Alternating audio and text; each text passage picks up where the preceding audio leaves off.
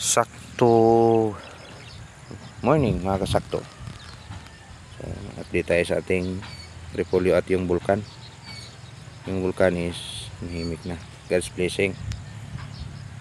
So dito sa ating cabbage is sa insecticide.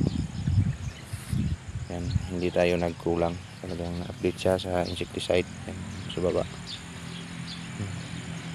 Yan. 22,500 yung ating seed count dito. So update tayo.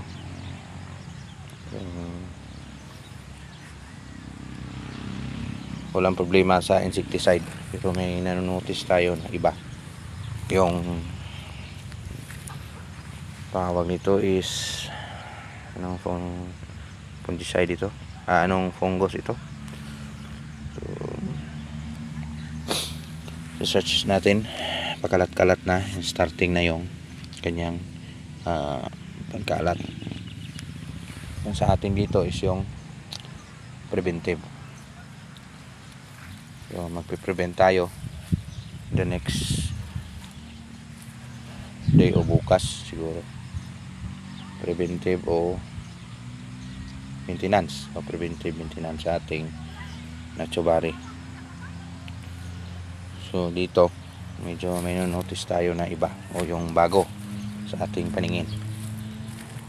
So 25 days old, sorry, 20 natanim ito is 18. So 18 ng ngayon, so 30 days, so wala pa 28 days 28 days after transplant. Ito ng itsura na malapit pa isang buwan.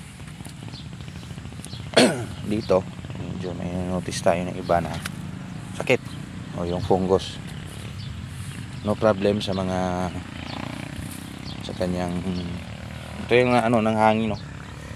Yan, sa hangin yan, alog ng hangin, mas patay talaga pag apply ng abono is matay. May notice tayo sa Blomphospera or ano yung anong sakit yan, yung sa fungus. Dito medyo mahina yung tubo, maliliit pa, unlike doon sa baba is maganda na. So dito may na land prep tayo na bagong plat. So land prep ito sa next natin tanim na kanlaon panigang. So yung kaapu-apuhan ng ating siling panigang, dito natin yan ilalagay. So yung laba na yan, fish out na yan, tanggal na yan ng variety kasi hindi maganda. Magandang plat, napaka-fertile yung lupa. Dito tayo kumukuha ng compost panglagay sa ating starting point o sa ating bagging. Dito naman kasama ito sa ating cabbage yan. Ito kasama ito sa 24,500. So dito medyo maganda yung tubo still. Maganda yung response pagbigay natin ng gamot, tamang gamot. Pansin nyo sa area to, hindi ko pala na-share sa inyo, yung area na ito is yung ating area 2 na tinaniman dati ng palay. Nag-shift tayo sa Baguio Beans nung in-area yon, pero inalis natin yung Baguio Beans, pinalitan natin ng Kanlaon Beans, yung sarili pa rin nating variety. So yung mga wala namang problema sa kanyang inner leaves. Ang problema dito is yung fungus. Nagang manifestation starting na si fungus na mag-manispate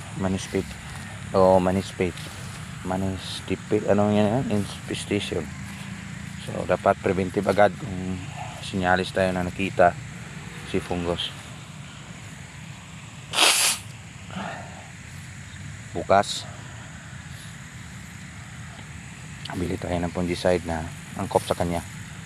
Kaya dito sa taas talagang subukan tayo rito. Talagang medyo masukal-sukal talaga.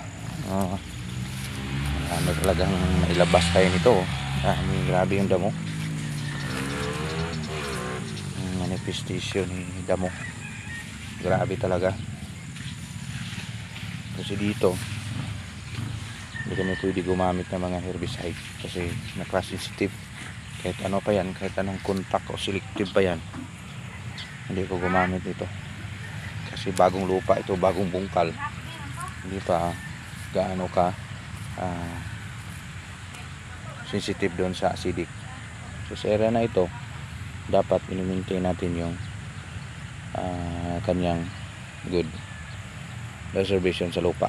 Hindi natin ginalaw kahit anong herbicide, hindi ito nakatikim.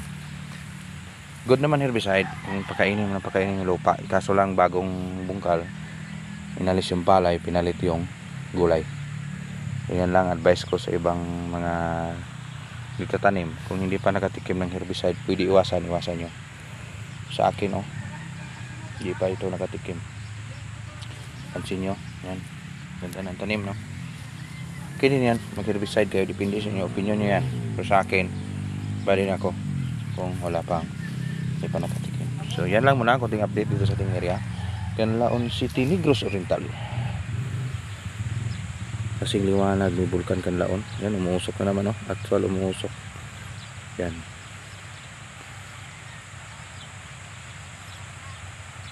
Kasing tahimik ni Bulkan Canlaon yung ating pagtatanim dito. And still may bigay na tamang diskarte. Salamat, Insakto TV.